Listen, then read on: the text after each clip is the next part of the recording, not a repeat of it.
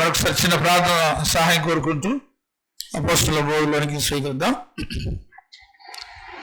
మహోన్నతుడా, పరిశుద్ధుడా, మాకు ఇచ్చిన విలువైన జీవితంలో మరి యొక్క ఏప్రిల్ నెలలో కూడా 14 దినాన్ని మాకు ఇచ్చినందుకు మేము స్తుతిస్తున్నాం. 13 రోజులు కాపాడేందుకు మీకు కృతజ్ఞతాస్తుతులు.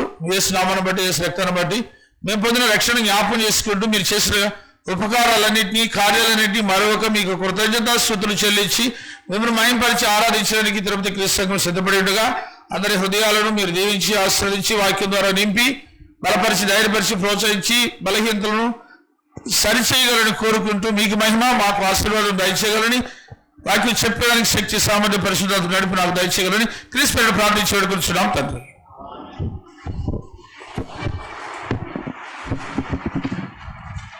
మీకు ఇచ్చినటువంటి యొక్క పేపర్లో 2వ భాగాన్ని పరిశీలించండి.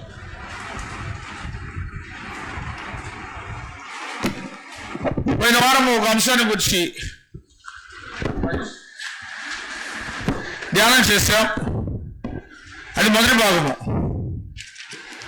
ఈరోజు 2వ భాగాన్ని మనం జ్ఞాపకం చేసుకుందాం. అనుభవ జ్ఞానంతో ఆరాధించి ఆశీర్వదించబడుట ఎలా అనేటువంటి మొదటి భాగాన్ని పోయిన వారం చూసాము. సో అందులో 3 ముఖ్యమైన విషయాలు మనం పరిశీలన చేశాము.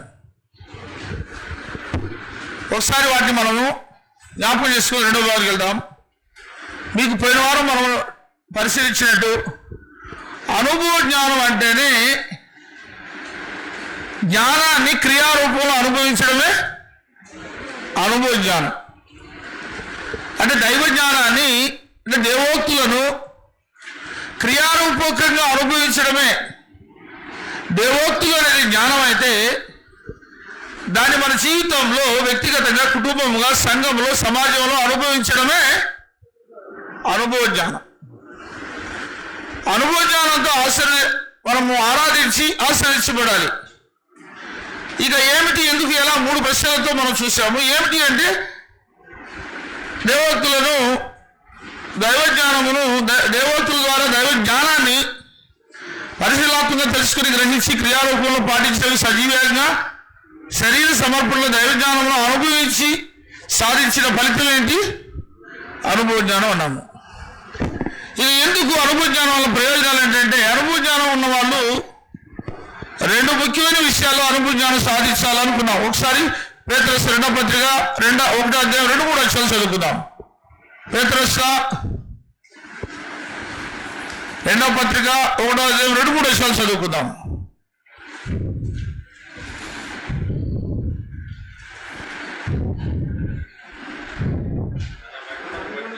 తన మహిమను బట్టి, గుణాశ్రమం బట్టి మనల్ని పిలిచిన వాని కూర్చిన, కాబట్టి మనల్ని పిలిచిన వాని కూర్చిన అనుభవ జ్ఞానం కావాలంటున్నాడు. ఇక్కడ అనుభవ జ్ఞానం మూలంగా ఏం ఏర్పడుతుంది? నెంబర్ 1 దైవశక్తి. అయ్యా, పిలిచిన వాడు దేవుడైతే స్వార్థ ద్వారా పిలిచిన వాడిని కూర్చిన అనుభవ జ్ఞానం మూలంగా మనం అనుభవం సాధిస్తుంటే ఆయన దైవశక్తి మనకు జీవానికి, భక్తికి కావలసిన వాటన్నిటినీ దయచేస్తాడు. ఒక పాయింట్ బ్రదర్,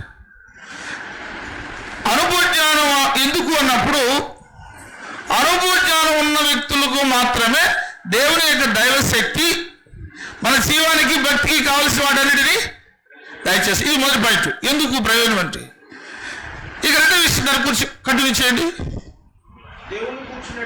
దేవుని కూర్చున్నట్టు, ప్రభువైన యేసుక్రీస్తుని కూర్చున్నట్టు నైనా అనుభవ జ్ఞానము మూలముగా. అంటే ఎవరెవరిని కూర్చిన అనుభవ జ్ఞానం మనం ఈ భూమి మీద సాధించాలి? దేవుని కూర్చిన అనుభవ జ్ఞానం పొందాలి, ప్రభువైన యేసుక్రీస్తుని కూర్చిన అనుభవ జ్ఞానం పొందాలి. ఇది దైవ అనుభవ జ్ఞానం. ఈ 2 విషయాలు మన జీవితకాలం చేయాలి. దేవుడు ఆత్మస్వరూపి, అదృశ్యుడు, కనబడడు. మరి ఆయన గురించి అనుభవ జ్ఞానం మనకి ఎవరి మూలంగా వస్తుంది? దేవుని గురించిన అనుభవ జ్ఞానం సాధించాలంటే మనం ఎవరి గురించిన అనుభవ జ్ఞానం సాధిస్తే దేవుని గురించిన జ్ఞానం వస్తుంది, అనుభవ జ్ఞానం వస్తుంది. యేసుక్రీస్తు వారు ఎవరినూ ఎప్పుడు దేవుని చూడలేదు. ఆయన అద్వితీయ కుమారుడు. ఆయన ఏం చేశాడు? దేవుని బయలుపరిచి బయలుపరిచింది, దేవుని గుణాశయం బయలుపరిచింది, దేవుని శక్తిని బయలుపరిచింది ఎవరు? యేసుక్రీస్తు. ఫిలిప్పీ గారు ప్రశ్న అడిగాడు, అయ్యా మీరు ఇంతకాలం నాతో కూడా ఉన్నారు కదా, మాకు ఒకసారి ఎవరు చూపించు చాలు, తండ్రిని చూపించు, ప్రభువును కాదు. చదవండి 14:8, అపార్థం చేసుకోకుండా. యోహాను సువార్త 14:8. యోహాను సువార్త 14:8.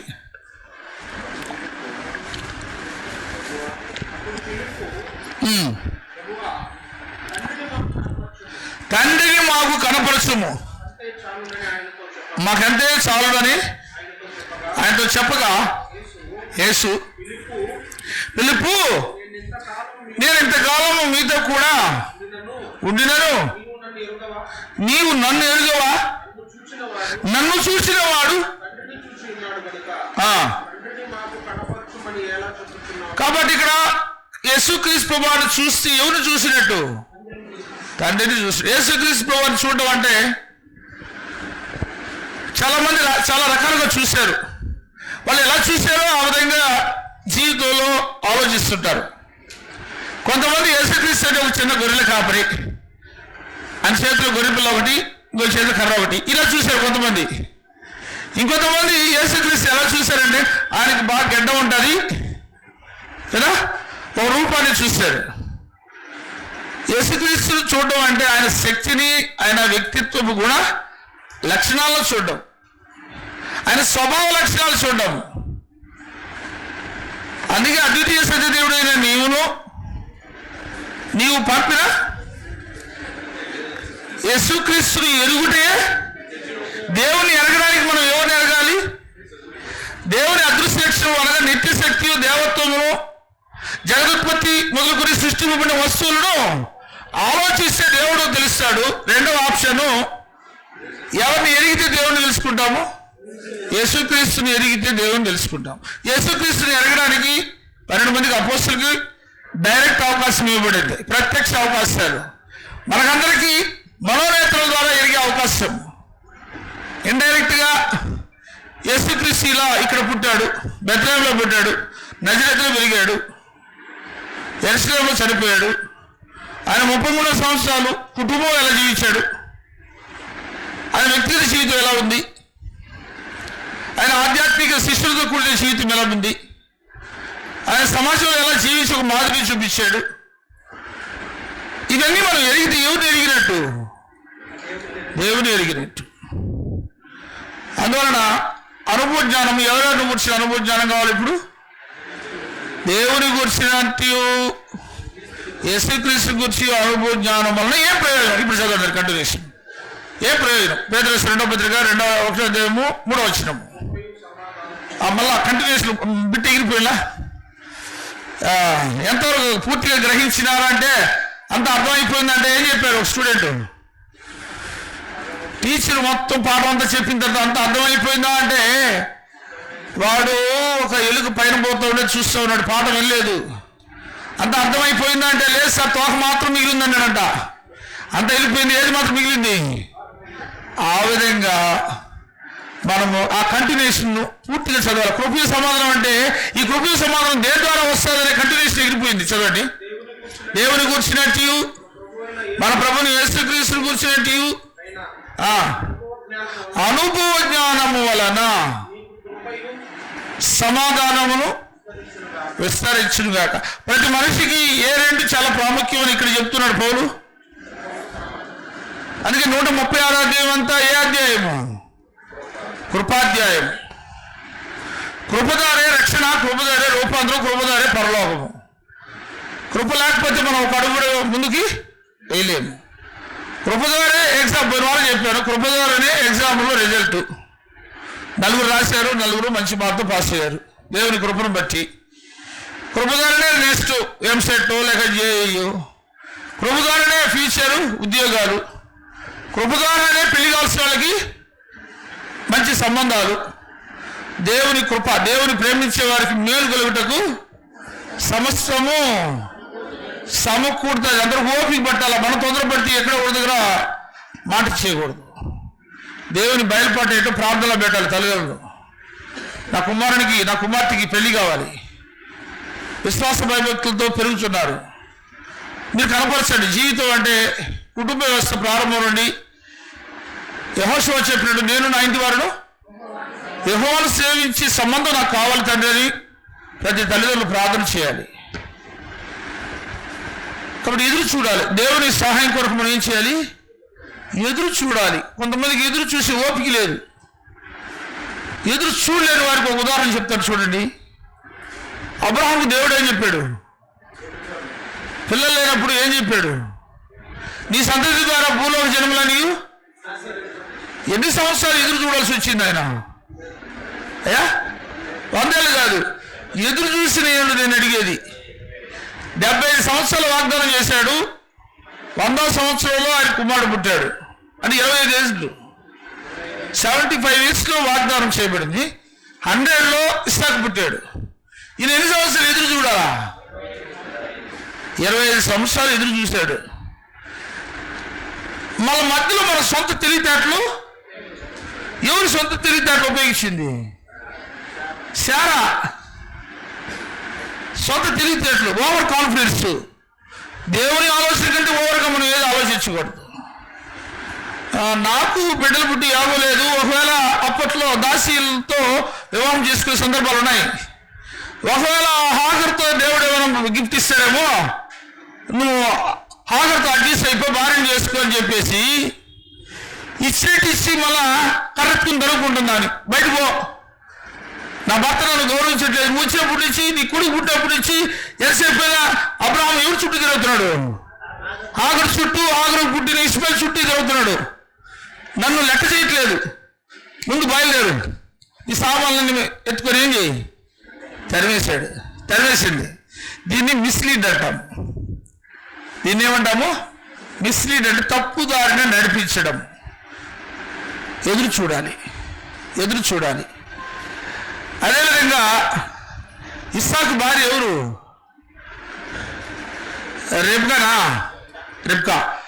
రెబ్కా కూడా కొడుకు విషయంలో ఏం చేస్తూ ఉంది?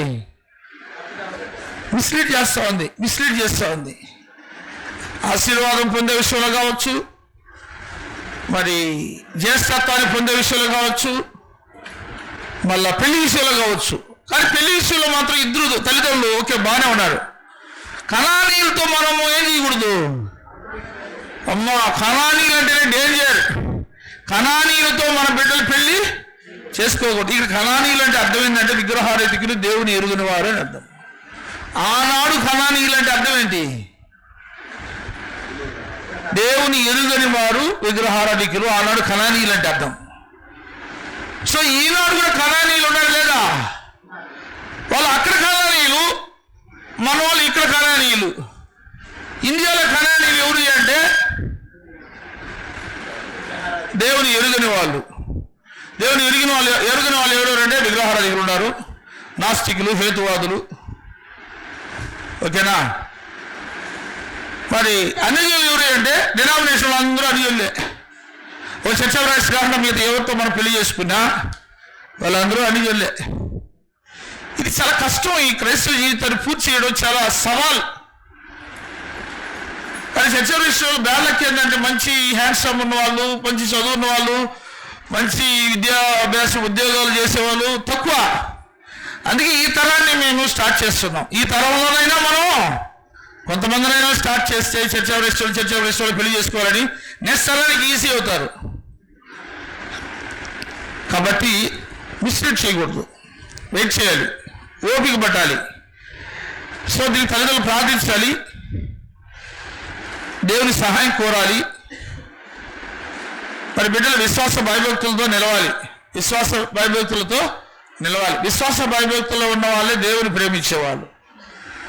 కాబట్టి దేవుని ప్రేమించే బిడ్డలకు మేలు కలుగుటకు శ్రమిస్తాము సమకూడుతుంది.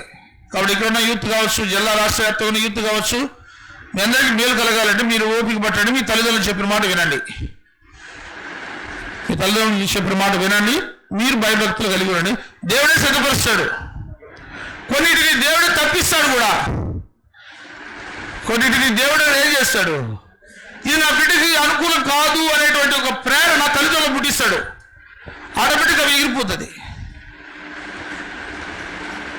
కాబట్టి అనుభవ జ్ఞానము మూలముగా ఒకటి దైవశక్తి మన జీవానికి భక్తికి కావలసిన వాటిని దయచేస్తుంది. నెంబర్ 1.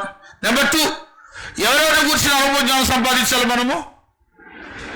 దేవుని కూర్చున్నట్టు, యేసుక్రీస్తు కూర్చున్నట్టు అనుభవం. అంటే యేసుక్రీస్తు ఎలాంటి వాడో దాంట్లో కొద్ది కొద్దిగా అనుభవంలోకి తీసుకురావడమే అనుభవ జ్ఞానం. ఆయన ఎలాంటి వాడు? ప్రేమ గలవాడు. ఆయన ఎలాంటి వాడు? నీతిమంతుడు. ఆయన ఎలాంటి వాడు? పరిశుద్ధుడు. ఆయన ఎలాంటి వాడు? తగ్గింపు స్వభావం కలిగిన వాడు. యేసుక్రీస్తు ఎలాంటి వాడు? తగ్గించుకున్నాడా లేదా? దేవునితో సమానంగా ఉండటం విడిచిపెట్టుకునే భాగ్యమని ఎంచుకునగా మనిషిని పోలిక పుట్టి దాసుడి స్వరూపం ధరించుకుని నీకోసం నా కోసం రిక్తుడయ్యాడంటే ఎంత తగ్గించుకున్నాడు. ఆ దాసుల్లో కూడా మళ్ళా లీస్ట్ పోస్ట్ ఏంటంటే శిష్యుల పాదాలను కడిగే అంత తగ్గింపు. ఆయన విధేయత చూపెడలేదా? విధేయతలో అనుభవం సంపాదించాడు. ఆయన తాను పొందిన శ్రమల వలన ఆయన విధేయతను నేర్చుకున్నాడు. క్షమాగుణము, క్షమించడము, ఇది ఎవరి గుణము? ఎలాంటి వాళ్ళని కూడా క్షమిస్తున్నాడు. మీకు తెలిసిన ఒక ఉదాహరణ చెప్పండి. ఆయన ఉన్న క్షమించిన వాళ్ళు పెద్ద పెద్ద కేసులు ఉన్నాయి కదా. ఇస్కరియోతు ఆయన ఏం చేశాడు? ఎవరు క్షమించాడు? ఆయన ఊరేసుకుని చేసిపోతే మళ్ళీ ఎవరు క్షమించాడు నీకు? ఆయన క్షమించిన వాళ్ళు చెప్పండి బ్రదర్. చచ్చిపోయిన తర్వాత వాళ్ళ క్షమాపణ లేదు దానికి. ముద్దు పెట్టుకుంటున్నావా? సరే ముద్దు పెట్టుకో, నువ్వు వచ్చిన పని పూర్తి చేయన్నాడు కానీ ఆయన క్షమించలేదు. అక్కడ సిలువ వేసిన ఒక దొంగను క్షమించాడు దేవుడు. దొంగ వ్యభిచారం అనేది పెద్ద క్రిమినల్ కేసు. ఆ కేసులో ఉన్న వాళ్ళు ఏం చేశాడు? సో నువ్వు నేను చిన్న కేసులకి మనం ఏం చేయలేకపోతున్నాము? క్షమించలేకపోతున్నాము, తగ్గించుకోలేకపోతున్నాము. తగ్గించుకోవడానికి ఏది అడ్డం వస్తుంది? ఇగో అడ్డం వస్తుంది. ఇన్ఫీరియారిటీ, దానికి ఆపోజిట్ సుపీరియారిటీ. ఈ రెండు పెద్ద సమస్య మనిషికి. ఇన్ఫీరియారిటీ అంటే నన్ను తక్కువగా చూస్తున్నారు, నాకు చదువు లేదని నన్ను తక్కువ చూస్తున్నారు, నాకు ఉద్యోగం లేదని నన్ను తక్కువ చూస్తున్నారు కదా, నేను ఎర్రగా లేదని నన్ను తక్కువ చూస్తున్నారు, నల్లగా ఉన్నానని తక్కువ చూస్తున్నారు. అలా ఇన్ఫీరియారిటీ. ఒకవేళ ఇతరులు అనుకోకపోయినా వాళ్ళకు వాళ్ళు ఏం చేసుకుంటారు? కొంతమంది అనుకుంటారు నేను చర్చికి రాకపోతే ఎవరు అనుకుంటారు, వేరే చర్చికి పోతే తిట్టారు నన్ను అని ఎవరికి వాళ్ళకు ఏమనుకుంటారు? ఇన్ఫీరియారిటీ కాన్ఫిడెన్స్ అంటాం దాన్ని. ఇన్ఫీరియారిటీ. సుపీరియారిటీ అంటే సుపీరియారిటీకి బేసిస్ ఆధారాలు ఏవి?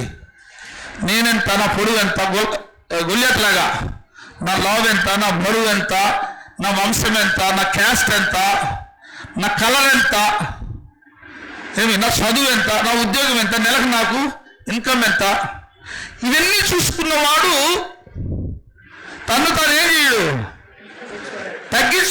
తగ్గించుకోకపోతే మనము విధేయత చూపలేము, క్షమించలేము. అసలు ఎన్నిసార్లు క్షమించమన్నాడు యేసుక్రీస్తు వారు? 70 ఏళ్ళ మారు మట్టు, 70 ఏళ్ళు అన్నాడు ముందుగా. అవునా బ్రదర్? చదవండి, అవసరం ఏంటుందో. మత్తయి సువార్త 18 చదవండి.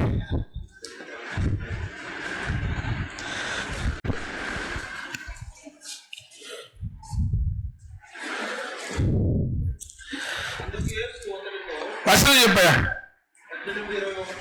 యేసు వార్త ఆదికాండమా అయ్యా? ఓకే, మత్తయి 18:21.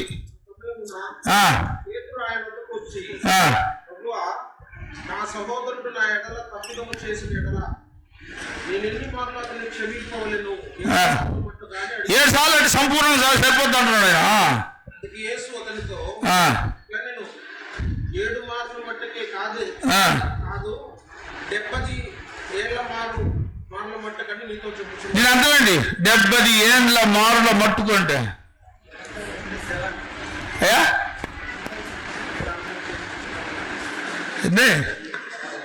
నీ సంతానం వచ్చే త్వరక నువ్వు బతికేది ఎన్ని సంవత్సరాలు? యావరేజ్ 70 లేక 80 కదా. నువ్వు బతికినవన్నీ నీ యొక్క అనుభవం నేర్తో ఉండాలా, నువ్వు క్షమిస్తూనే ఉండాలా. మనకు తీసుకొస్తుంది ఏమని, ఎన్నిసార్లు క్షమించేది? ఒకసారి 2 సార్లు అనుకుంటాం, కానీ మనకేమొస్తుంది? తీసుకొస్తుంది. అందుకే రాశాడు ఆయన, ఎన్నిసార్లు క్షమించండి. సో నీ క్యారెక్టర్ ఏమై ఉండాలంటే ఎన్నిసార్లు క్షమాపణ అడిగినా అన్నిసార్లు ఏం చేయాలా, అది నీ డెవలప్ చేసుకోవాలి సంపూర్ణతలోనికి ఎదగడానికి. సో ఇక్కడ మరొక విషయం ఏంటంటే, అడిగేవాడు తప్పు చేసిన వాడు దెబ్బతీయాల మానవట్టుకు చేసుకుంటూ ఉండాలని కాదు దాని ఉద్దేశం. మనం మారు మనసు పొందుతూ ఉండాలి అనేది దేవుని యొక్క ఉద్దేశం. సరే, కాబట్టి అనుభవ జ్ఞానం వలన మొదటి ప్రయోజనము ఆయన దైవశక్తి నీ కుటుంబానికి, నీకు, సంఘానికి, భక్తికి, జీవానికి కావలసిన వాటిని దయచేస్తుంది. అందులో ఫలితమే ఈనాడు మన పిల్లల యొక్క రిజల్ట్ ఇంటర్మీడియట్ కావచ్చు, మరి ఏదైనా కావచ్చు. ఇక రెండవది, దేవుని గురించి, ప్రభువు యేసుక్రీస్తు గురించి అనుభవ జ్ఞానం మూలంగా కృప సమాధానము మీకు విస్తరించును గాక అన్నాడు. విస్తరించాలి. అది ఏదేది విస్తరించాలి? కృపయు సమాధానం విస్తరించాలంటే అది దేని మీద ఆధారపడి ఉంది? అనుభవ జ్ఞానము ఏమవ్వాలి? అనుభవ జ్ఞానం విస్తరిస్తూ ఉంటే ఆటోమేటిక్ ఏం విస్తరిస్తుంది? కృపయు సమాధానం ఆటోమేటిక్గా విస్తరించేస్తుంది. కృపయు సమాధానం విస్తరిస్తుంటే ఆటోమేటిక్గా మనం దేవునికి కృతజ్ఞతాస్తుతులు చేసి విషయం ఏమవుతుంది? ఈశ్వరు పోయిన వారు చదివారు, మరొకసారి చదివేసి ముందుకు వెళ్ళిపోయాను. దయచేసి కొలసీ 2 కొలసీ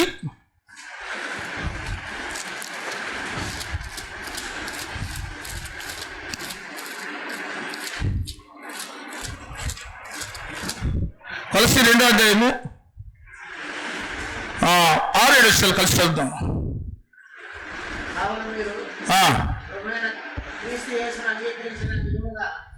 ఆయన ఎందుకు పేరు పారిన వారై ఇంటి వలె కట్టబడుచు, మీరు నేర్చుకున్న ప్రకారంగా విశ్వాసమందు స్థిరపరచబడుచు, కృతజ్ఞతాస్తులు చెల్లించు విస్తరించు ఆయన ఎందుకు నడుచుకుంటే. సో ఇక్కడ కృతజ్ఞతాస్తుతులు చెల్లించడం ఏమవ్వాలి? విస్తరించడం. కృతజ్ఞతాస్తుతులు చెల్లించడం విస్తరించాలి అంటే మన జీవితాలకు ఏదైతే విస్తరించాలి? మనం పోయిన వారు నేర్చుకున్నాము, ఆరాధనలో మనతో ఏమవ్వాలా? విస్తరణ. అదే కృతజ్ఞతాస్తుతులు చెల్లించడం విస్తరణ. అది విస్తరించాలంటే మనం మన వ్యక్తిగత, మన కుటుంబ జీవితాలకు, సంఘ జీవితాలకు ఏదైతే విస్తరించాలా? సమాధానం, కృప, ఇదేమవ్వాలా? ఇది విస్తరణ జరగాలి. కృపా సమాధానం విస్తరించగలిగితే ఏం జరగాలి? అనుభవ జ్ఞానం. నువ్వు ఒక నేర్చుకుంటూ ఉండేది జ్ఞానం, దాని గ్రౌండ్లో ప్లే చేసేది అనుభవ జ్ఞానం. ప్రేమను గురించి నేర్చుకున్నావా? తగ్గింపుల గురించి నేర్చుకున్నావా? క్షమించడం గురించి నేర్చుకున్నావా? అందరితో సమాధానంగా ఉండాలని నేర్చుకున్నావా? అయితే దాన్ని జీవితంలో ఏం చేయాలి? ప్రాక్టికల్ విత్ నాలెడ్జ్ అంటాం, అనుభవించాలి. కానీ మన క్రీస్తు సంఘ ఆరాధనలో విస్తరణ జరగాలి అంటే దేవుని నుండి మనకు ఏమేమి విస్తరించాలి? కృపా సమాధానం. ఇది దేని బేస్ మీద విస్తరణ జరుగుతుంది? అనుభవ జ్ఞానం.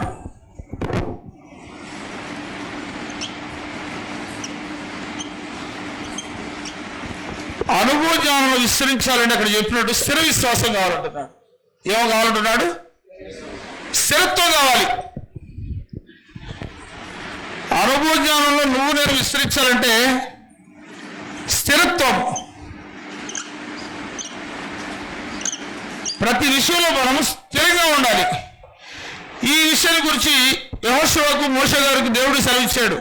స్థిరత్వం అంటే ఏంది?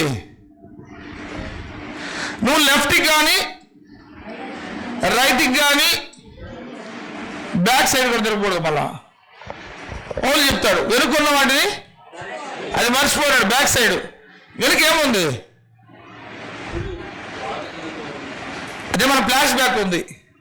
వాటిని జ్ఞాపకం చేసుకోకూడదు, మర్చిపోతుంది. దేవుడు మర్చిపోయాడు. లెఫ్ట్ రైట్, రైట్లో నీకు ఆకర్షణలు ఉంటాయి. గోల్డ్ని ఆకర్షణలు, బిలామికి ఆకర్షణ, యోధాకి ఆకర్షణ. ఒకవేళ నీ లెఫ్ట్ సైడ్లో నీకు శ్రమ ఉంటాయి. ఈ శ్రమను కూర్చు నువ్వు లెఫ్ట్ సైడ్ చూసి భయపడి పారిపోవచ్చు. రైట్ సైడ్ నీకు ఏముండొచ్చు? ఆకర్షణలు, ఆకర్షణ చూసి మోసపోవచ్చు. ఆదాము అవ్వలు ఆకర్షణ చూసి మోసపోయారు. కడపటి ఆదాము ఆకర్షణ చూసి ఏం కాలేదు. అదే 3 సోదరులు యేసుక్రీస్తు ప్రభువులో పెట్టినప్పుడు 3టిని ఆయన జయించాడు. ఇప్పుడు వెనక్కి తిరగకూడదు అంటాడు. బ్యాక్ సైడ్ ఏముంది? లోతు భార్య ముందుకు పోతుంటే వెనక ఏముంది? అగ్ని గంధకాలు ఉన్నాయి. కాలిపోతా ఉన్నటువంటి సొదొమ గొమొర్రా పట్టణాలు వెనుక ఏం చెప్పాడు ఆయన? వెనక్కి తిరిగి చూడకుండా ముందుకు వెళ్ళిపో, విశ్వాసం కత్తి ధర కొనసాగించాడైనా. యేసు వైపు మనం చూడాలి. ఒకనాడు లోతు భార్య కుమార్తెలు ముందు చూపుతో గమ్యం చేరుకోవాలి. అందుకే యేసుక్రీస్తు ప్రభువు చెప్పారు, నాగటి మీద చేసి వెనక్కి తిరగకూడదు. లాభమో నష్టమో తెలుసో తెలియకుండా మనము ఎక్కడ బాప్తిసం పొందేసాము? స్త్రీ సంఘంలో. అందుకే డిఫికల్ట్ పొజిషన్లో తిరుపతిలో ఉండే సంఘంలో బాప్తిసం పొందేశారు. ఇంక తప్పదు, వేరే ఆల్టర్నేట్ లేదు. చిక్కుకున్నాము. ఎందుచేత పట్టుబడ్డారు అంటాడు పౌలు గారు. చూడండి ఎంత బాగుంటుంది అన్నమాట. ఫిలిప్పీ 3. మనమందరము క్రీస్తు సంఘము తిరుపతి ద్వారా దేవుని చేత పట్టుబడిన వారము. 3:12.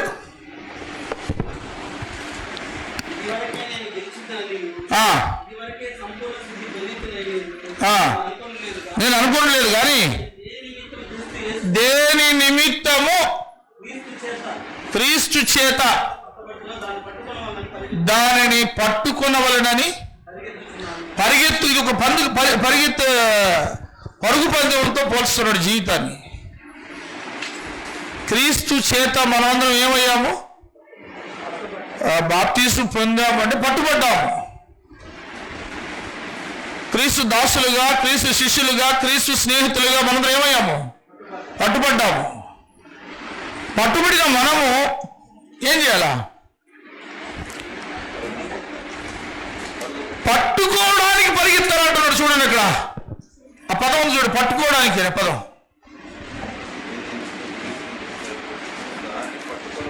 దానిని పట్టుకొనవలనని పరిగెత్తుతున్నాను. పరిగెత్తేటప్పుడు కూడా మరో కండిషన్ చెప్తాడు హెబ్రీ గద్గత. ఎలా పరిగెత్తాలి? ఓపిక్గా పరిగెత్తాలంటాడు. ఏమి రన్నింగ్ రేస్లో మీరు చూస్తారో లేదో, స్టార్టింగ్లో వాళ్ళు ఎలా పరిగెత్తారు? స్లోగా పరిగెత్తారు. కొంతమంది ఆవేశంతో స్టార్టింగ్ హై రేంజ్ బీ చేసి మధ్యలో ఆగిపోయి పడిపోయే సందర్భాలు ఉన్నాయి. స్లోగా పోతూ, అందుకే మన పందెంలో ఓపికతో పరిగెత్తుదు అన్నాడు. మొత్తానికి ఇది పరుగు పందెం. ఈ పరుగు పందెంలో ఒకటి పట్టుకోవడానికి మనము పరిగెత్తున్నాం. పరిగెత్తేటప్పుడు వెనక తిరిగి చూడకూడదు.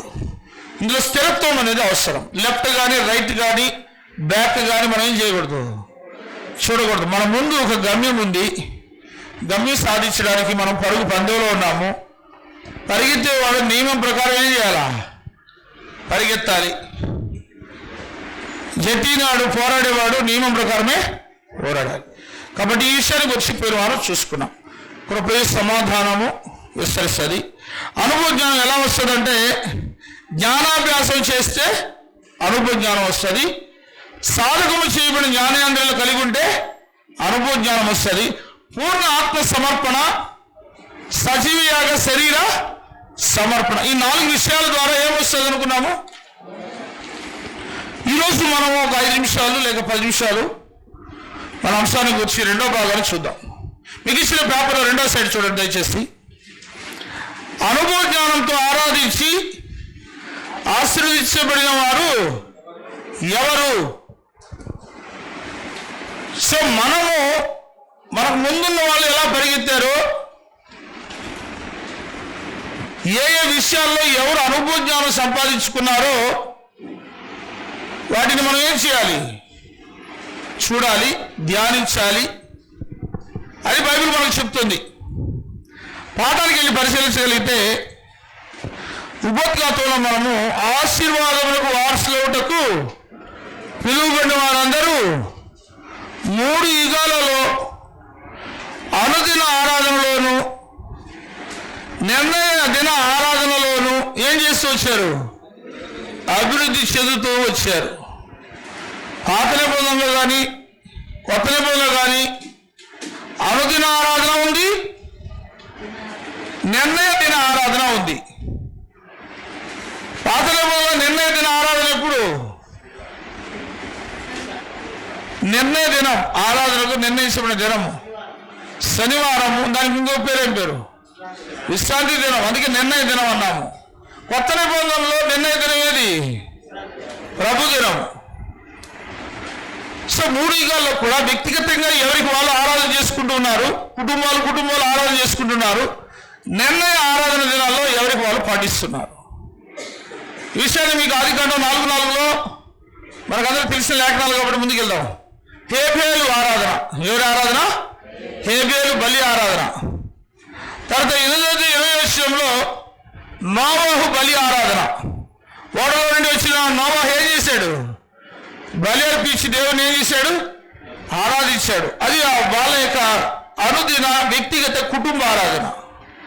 ఇక 12 దేవుడు మరి అబ్రాహామును ఆశీర్వదించినందుకు వెంటనే ఆయన ఒక బలిపీఠం కట్టి అబ్రాహాము ఆరాధన చేసినట్టు చూస్తున్నాం.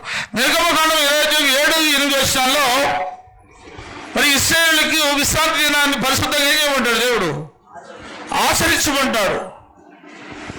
అది నిర్ణయ దిన ఆరాధన.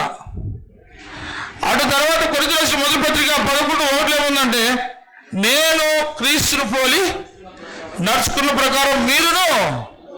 ఇది మాదిరి. ప్రీవియస్ మనకి ఎవరైనా మాదిరి చూపిస్తే వాళ్ళు మనం ఏం చేయాలా? అనుసరించాలా. పేపర్ కరెక్షన్ చేయడానికి కీ అనేది ఒకటి కీ తయారు చేసుకుంటాం కదా, కీ షీట్ అంటాము. కీ షీట్లో ఎన్ని మార్కులు ఉంటాయమ్మా? కీ షీట్ అనేది ఎన్ని మార్కులు డిజైన్ చేయబడి ఉంటుంది? ఎన్ని మార్కులు రైట్గా డిజైన్ చేయబడి ఉంటుంది? 100కి 100. కీ షీట్ అంటేనే 100కి 100. సో ఈ భూమి మీద వచ్చిన ప్రతి మనుషులు 100కి 100 కీ షీట్ ఎవరు? యేసుక్రీస్తు ప్రభు. అందుకే ఆయన పోలి మనం ఏం చేయాలి? ఆయన అడుగు చాడల్లో నడుచుకోమని దేవుడు మనకు సెలవిచ్చాడు. అలాంటి వాడు నన్ను కూడా మీరు అనుసరించాడంటే పౌలు గారు చాలా గొప్ప అనుభవ జ్ఞానాన్ని సంపాదించాడని దాని అర్థం. ఇది బి పాయింట్. అనుభవ జ్ఞానంతో ఆరాధించి ఆశ్రయించబడిన వారు ఉదాహరణలను ఈ పాఠంలో ఏం చేద్దాము? పరిశీలనాత్మకంగా నేర్చుకుందాం, ఆశ్రయించబడదాం. ఓకే. ఒకప్పుడు యెహోషువ చెప్పాడు, నేను నా ఇంటి వారు. ఆయన అనుభవం, ఒక్కొక్కరు అనుభవాలను ఇక్కడ చూద్దాం. మనము ప్రీవియస్ 2 యుగాలకు సంబంధించిన వాటి ఎందుకు చదవాలి అనే ప్రశ్న రావచ్చు. మనకు పాత నిబంధన లేదు కదా, మనం ఎందుకు దాన్ని చదవాలి అన్నప్పుడు 2 వచనాల్లో మీకు 3 విషయాలు తెలియబడుతుంది. రోమియోకు రాసిన పత్రిక 15:4 చదవండి.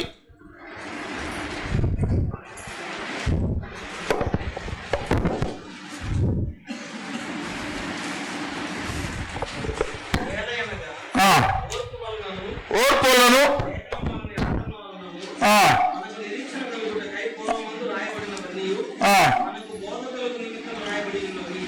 కాదు పూర్వము రాయబడినది. ఎందుకు అంటే నెంబర్ 1 ఎందుకు? బోధ. పూర్వం రాయబడింది అంటే పూర్వం అంటే పితృయుగంలో, మోసే యుగంలో, 2 యుగాల్లో, లేదా పాత నిబంధనలో రాయబడినవి మనకెందుకు? మనం ఎందుకు ధ్యానించాలి అంటే అది మనకి ఏం కలుగుతుంది?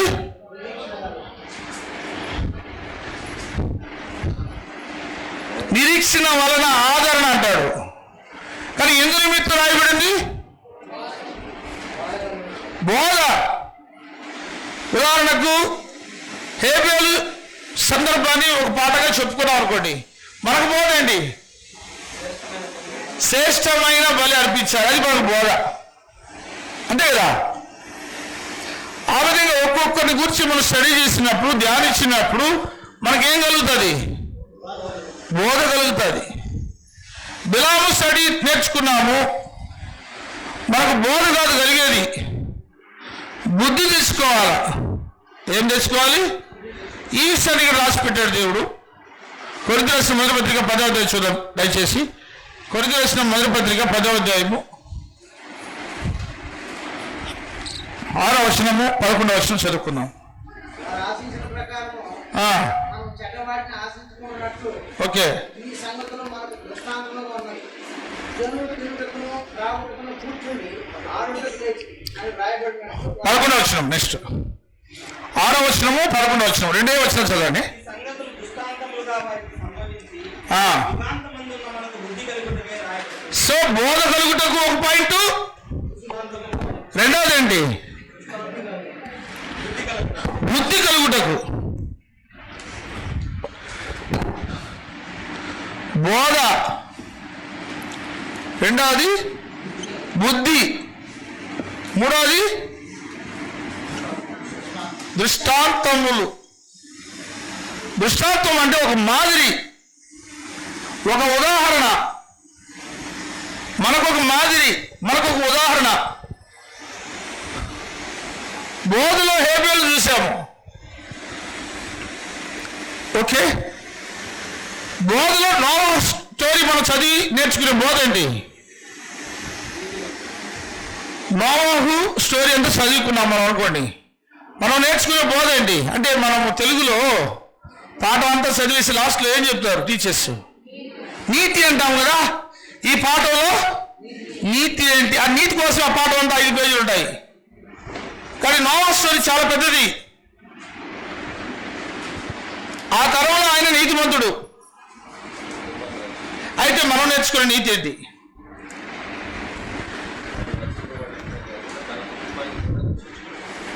తన కుటుంబంలో ఉన్న వారి రక్షణ కొరకు ఏమి చేశాడు, అది మనం నేర్చుకుని బోధ లేక నీతి. ఆయన రక్షించబడ్డాడు, ఆయన నీతిమంతుడు. నేను ఒకటే పరలోకానికి పోయేది కాదు. నా ఇంట్లో ఇంకా ఎంతమంది ఉన్నారు?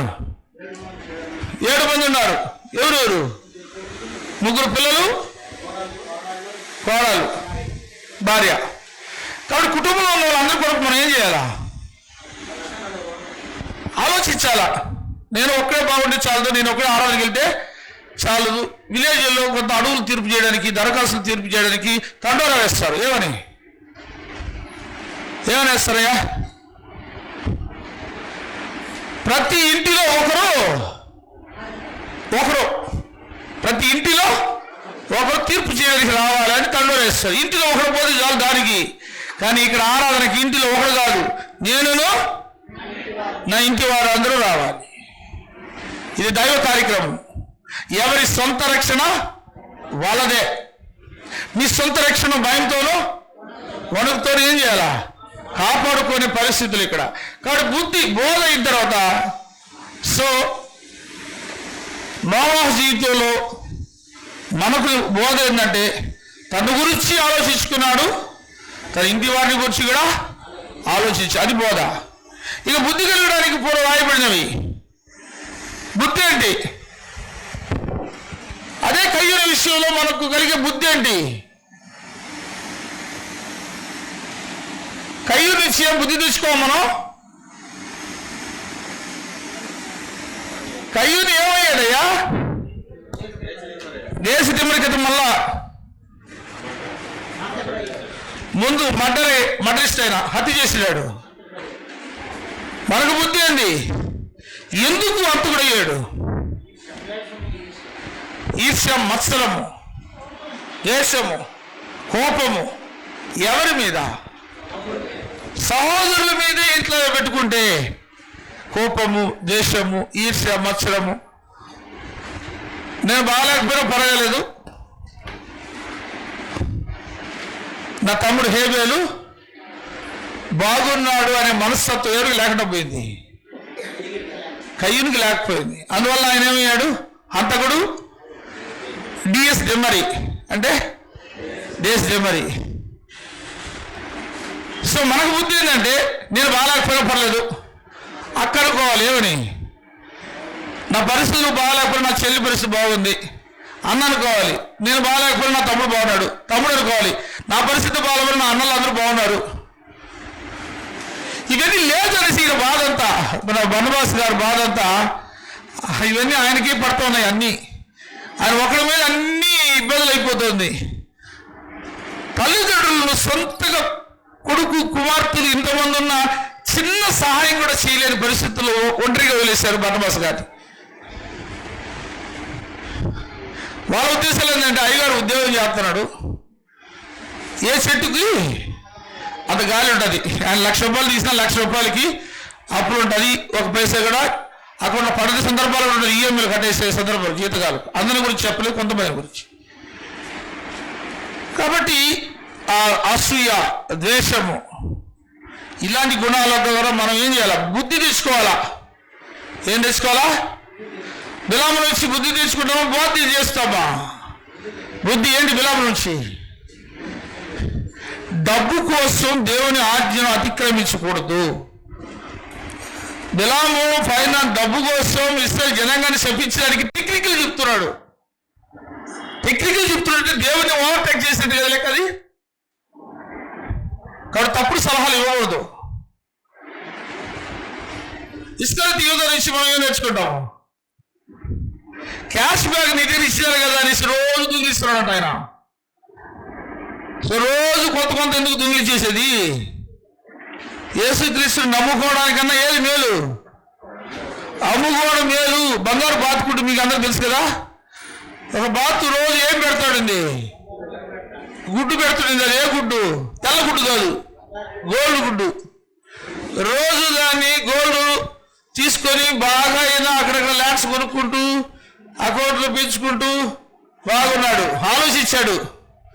ప్రతిరోజు ఒక గుడ్డే కదా, కోసేస్తే అన్ని గుడ్లు నాదే, పెద్ద రియల్ ఎస్టేట్ అయిపోవచ్చు అనుకున్నాడు. మొత్తం ఒక రోజు కోసాడు, ఏమీ లేకుండా పోయాడు. ఆ తయారీ గుడ్డు కూడా లేదు. ఈరోజు గుడ్డు పెట్టిన వెంటనే రేపటికి ఇంకో 24 hours కావాలి కదా, గుడ్డు పెట్టిన వెంటనే కట్ చేసినాడు. ఇంకేముంటుంది గుడ్డు? అలాగే యేసుని నమ్మి కూడా బ్యాగెత్తుకెళ్ళిన ఆయన ఈయన అమ్మేస్తే మొత్తం వచ్చేస్తుంది అనుకున్నాడు. మొత్తం ఏం రాలేదు, ఊరి శిక్ష మాత్రం పడింది దానికి. తనకు తానే శిక్ష వేసుకున్నాడు. అది బిలాము నుంచి మనం నేర్చుకునే బుద్ధి. ఇక మనం చూస్తున్నది మూడోదండి, దృష్టాంతాలు. ఒక్కొక్క యుగానికి ఒక్కొక్కరు మాదిరి ఉన్నారు. వాళ్ళు అనుభవ జ్ఞానంతో సంపాదించుకున్నారు. వాటిని ఈరోజు మనం పరిశీలన చేసుకుని ముగించుకుని ఒక 5 నిమిషాలు ముగించేద్దాం. దయచేసి పాఠానికి వెళ్ళి పరిశీలించగలిగితే ఈ 3 విషయాల మీద పాత నిబంధనలు మనం ఎందుకు చదవాలంటే ఈ 3 విషయాల కోసం. ఎందుకు చదవాలి? నెంబర్ 1. నెంబర్ 2 ఎందుకు చదవాలి? నెంబర్ 3 ఎందుకు చదవాలి? సో మనకు పాత నిబంధనలు కొంతమంది ఉదాహరణలు మాదిరి దొరుకుతారు. అలాంటి వాళ్ళుగా మనం కూడా తయారవ్వాలని, వాళ్ళు అలా మాదిరి అవ్వడానికి కారణం ఏంటంటే వాళ్ళ యొక్క అనుభవ జ్ఞానం. ఈ మాదిరికి కారణం ఏంటి అంటే వాళ్ళ యొక్క అనుభవ జ్ఞానం.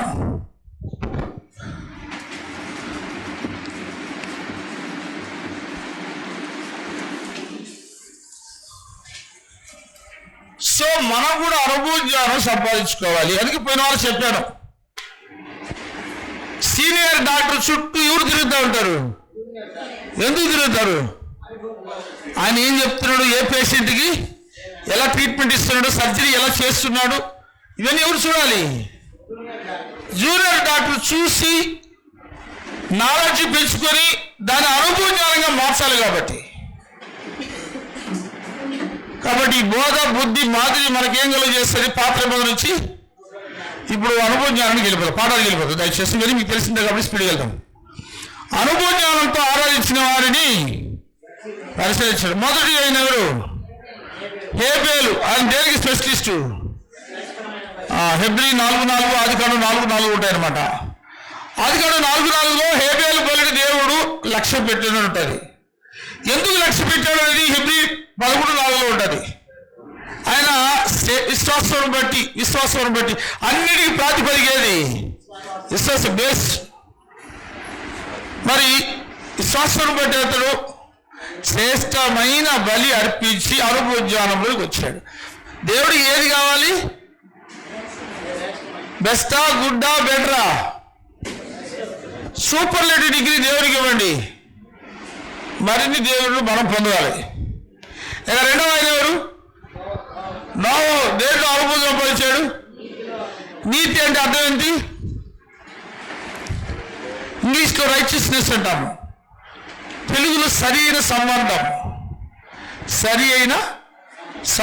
దీన్ని ఏం సాధించాడు? దాంట్లో నోవహు ఏం సాధించాడు? అనుభవం సంపాదించాడు. దానికి ప్రత్యక్ష సాక్షి వారు. ఇవన్నీ కుదరదు, డైరెక్ట్ దేవుడే సాక్ష్యం.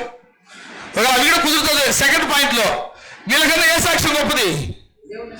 దేవుడి సాక్ష్యం గొప్పది. అంటే ఆయన ఎంత సీనియరు, ఎంత అనుభూజ్యం. దేంట్లో? నీతిలో. చూడండి, ఆదికాండము 6వ అధ్యాయము, స్పీడ్గా చదవాలి. 8-9 వచ్చారు.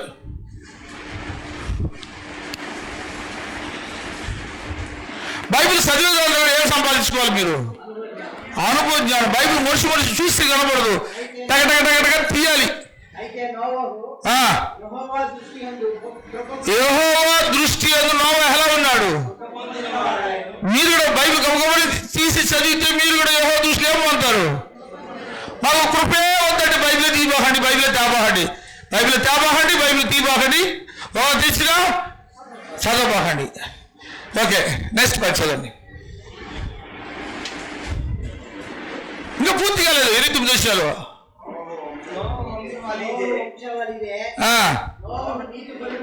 నోవహు నీతిపరుడును, తన తరములో నిందారహితుడును,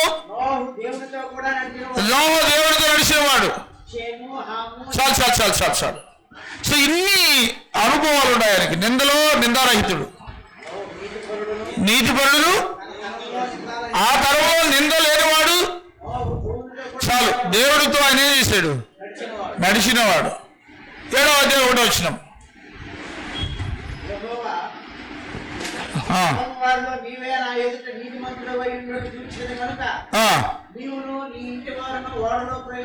సో నీవును నీ ఇంటి వారిని ఆడికి ప్రవేశించండి. సో నీతి ఎక్కడికి నడిపించింది? ఆనాడు ఓడలోనికి రక్షణ ఉంది, ఈనాడు క్రీస్తు సంఘంలోనికి ప్రవేశించిన వాడు రక్షణ కలిగిన వాడు. నీతి నిన్ను బట్టి నన్ను బట్టి వచ్చిందా? ఉచితంగా యేసుక్రీస్తు రక్తాన్ని బట్టి వచ్చిందా? యేసుక్రీస్తు రక్తాన్ని బట్టి నీతి కలిగిన వాడు ఉచితంగా నీతిమంతులు అవుతాడు, క్రీస్తు సంఘంలో ప్రవేశిస్తాడు, పరలోకం ప్రవేశిస్తాడు. హెబ్రీ 11:7.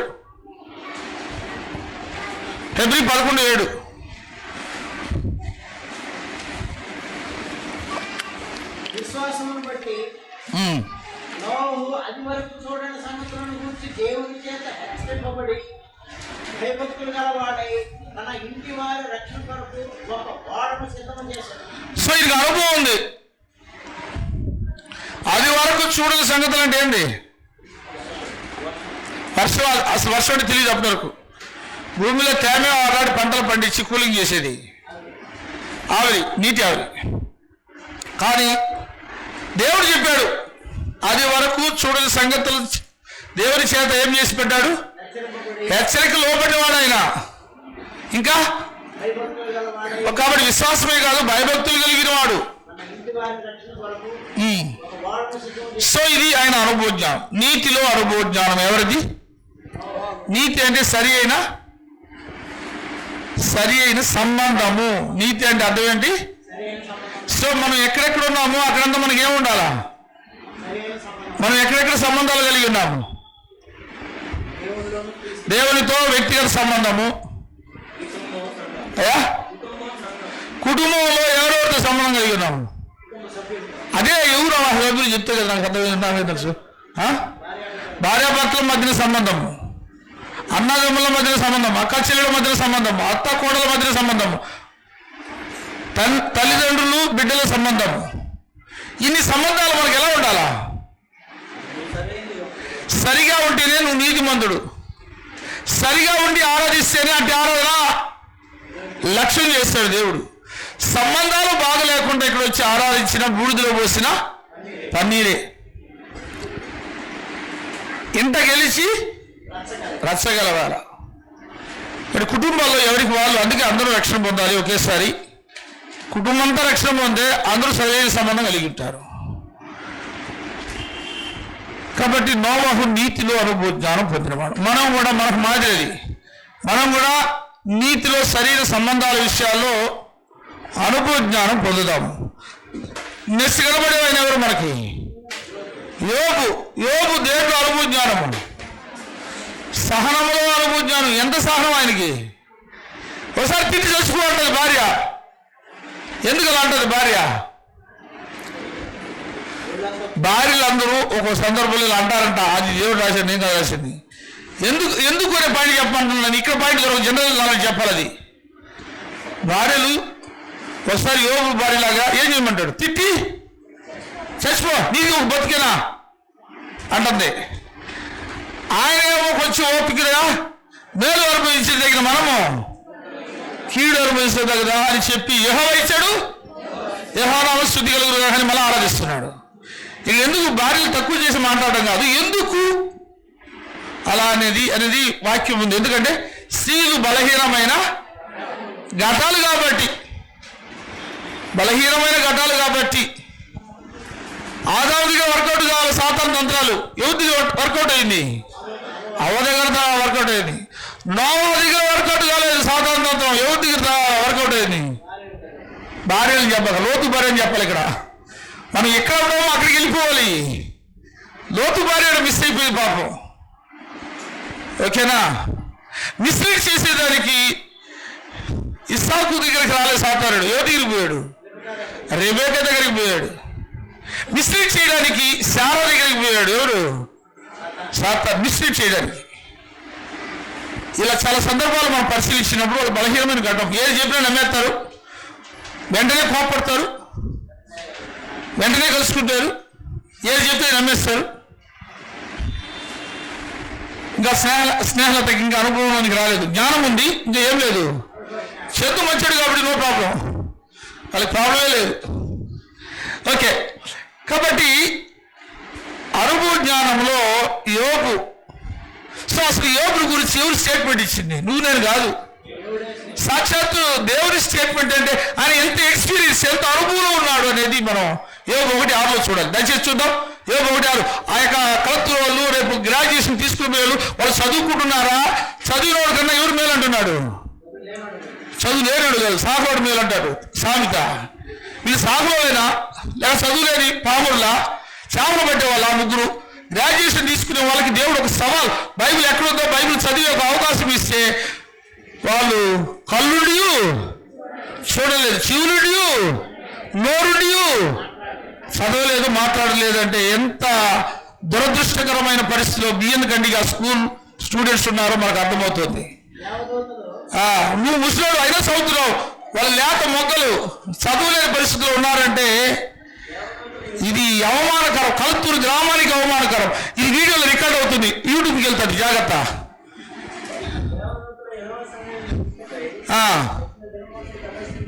ఓకే, వాళ్ళతో కలిసి వచ్చాడేమో, మీతో మీ ముగ్గురు కలిసి వచ్చాడేమో.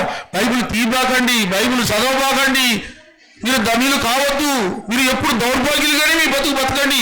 మీరు గ్రూప్ 1లో సెలెక్ట్ అయ్యారు, అయినా మీరు బైబిల్ చదవద్దు. దేవుడు మీ సహాయం ఉన్నాడు, అయినా మీరు ఏం చదవద్దు. గ్రూప్ 2లో సెలెక్ట్ అయిన వాడు గంతులేసి బైబిల్ చదవాలా? మీరు ముగ్గురు గ్రూప్ 2 సెలెక్ట్ అయ్యారా? మరి పార్టీ లేకపోతే పోయింది. కనీసం బైబిల్లోనే చదివి 10 మందిని మెప్పించండి. ఓకేనా? ఆ చదువు ఇప్పుడు చదువు. యెహోవా నువ్వు ఎక్కడి వచ్చుతోని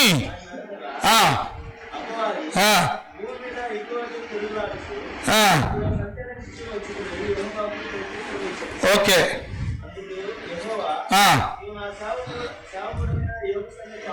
అసలు నా సేవకుడు ఊర్లో ఊజులు నా సేవకుడు, కత్తులు నా సేవకులు ముగ్గురు గమనింటారు చదవకుండా బైబిల్. నేను వాళ్ళ గురించి చెప్పలేదు అంటున్నాడు దేవుడు. ఊసులో ఉన్న యోబుడు గురించి చెప్తున్నాడు ఇక్కడ. చదవయ్యా.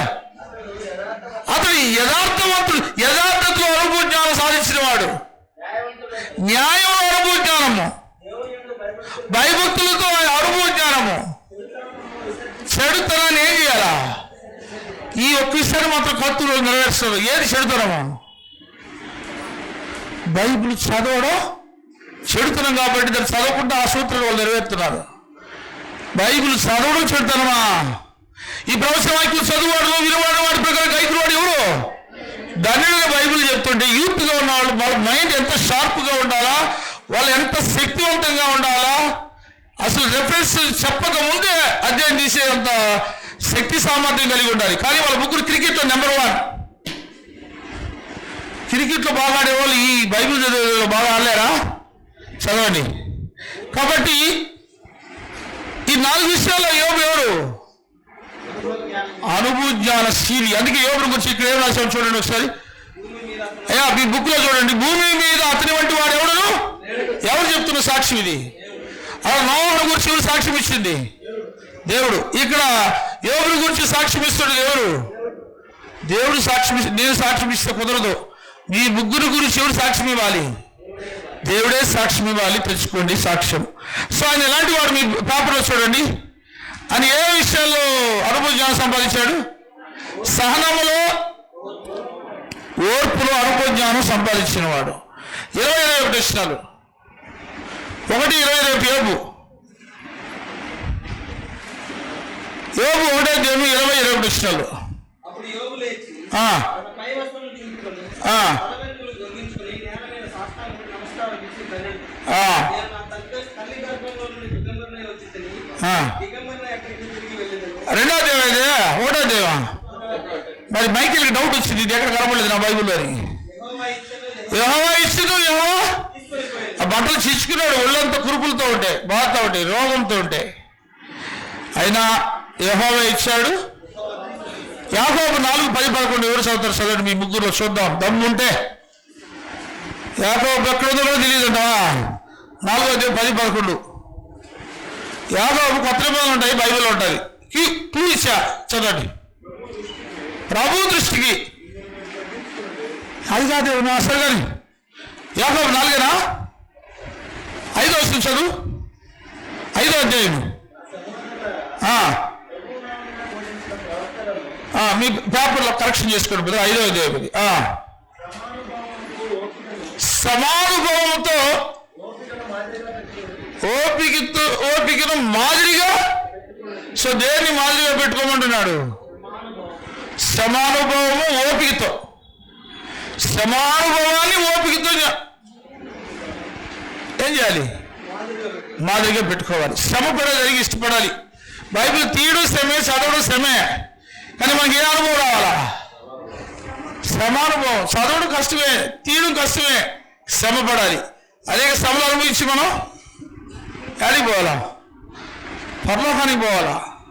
అది పరలోకం పోవాలంటే శ్రమానుభవం. బైబిల్ చదవడంలో శ్రమానుభవం. ఇక యోగ విషయంలో ఒక చదవడం పూర్తిగా స్పీడ్గా.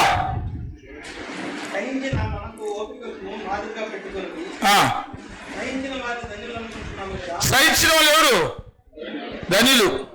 మీరు యోబు యొక్క సహనమును గురించి వింటిరి. మీరు యోబు యొక్క సహనం గురించి వింటిరి. ఆయన ఎంతో జాలియు కనికరమును గలవాడు. ఆయన ఎంతో జాలియు కనికరమును గలవాడు.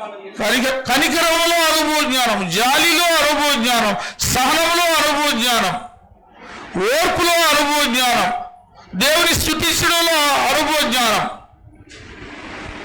యథార్థతలో అనుభవ జ్ఞానం, న్యాయంలో అనుభవ జ్ఞానం, యెహోవాను భయభక్తులు కలిగి ఉండడం అనుభవ జ్ఞానం, చెడును విసర్జించడంలో అనుభవ జ్ఞానం. యోబు జీవితంలో మనం నేర్చుకునే విషయాలు. నెక్స్ట్ ఎవరు? అబ్రహాము. చాలా పెద్ద స్టోరీ ఇది. ఇది ఒక రోజు అంతా పడుతుంది. అబ్రహాం దేంట్లో అనుభవ జ్ఞానం? విశ్వాసంలో అనుభవ జ్ఞానం. బిడ్డ లేకపోయినా దేవుని ఆరాధించేవాడు, ప్రయాణంలో ఆరాధించినవాడు, బిడ్డని ఇచ్చిన తర్వాత ఆరాధించేవాడు, ఆ బిడ్డనే బలి చేయబట్టి రెడీ అయినవాడు. కాబట్టి విశ్వాసంలో అనుభవ జ్ఞానం పొందినవాడు ఎవరు? అబ్రహాం. విశ్వాసంలో అనుభవ జ్ఞానం పొందడానికి ఏం టైటిల్ ఇచ్చిందో మీకు ఇచ్చిన బుక్లో యాకోబు 2:21-23 వరకు చదువుదాం. యాకోబు 2:21-23 వరకు.